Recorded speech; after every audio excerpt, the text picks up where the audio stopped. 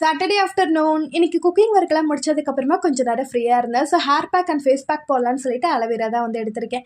ஆலோவேராவை நல்லா வாஷ் பண்ணிவிட்டு கார்னர்ஸ் எல்லாம் எடுத்துட்டு நல்லா குட்டி குட்டியாக கட் பண்ணி ஜாரில் சேர்த்து அடித்து எடுத்துக்கலாம். அதில் ஒரு கரண்டி அளவுக்கு தயிர் சேர்த்து நல்லா மிக்ஸ் பண்ணிக்கிறேன். நீங்கள் வந்துட்டு தயிரை சேர்த்து அடிச்சிட்டிங்க அப்படின்னா ரொம்ப தண்ணியாயிடும். அதுக்கப்புறமா தலையில் அப்ளை பண்ணும்போது கஷ்டமாக இருக்கும்.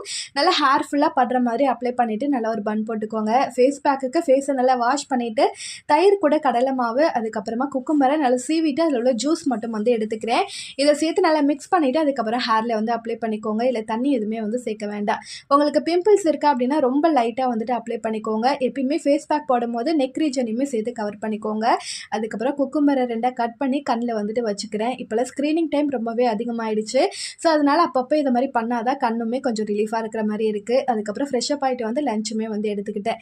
ஐ ஹோப் இந்த வீடியோ உங்களுக்கு பிடிச்சிருக்கும் நம்புறேன். பிடிச்சிருந்தா கண்டிப்பாக லைக் பண்ணிவிட்டு சப்ஸ்கிரைப் பண்ணிக்கோங்க. நெக்ஸ்ட் வீடியோவில் பார்க்கலாம். அது வரைக்கும் பாய்.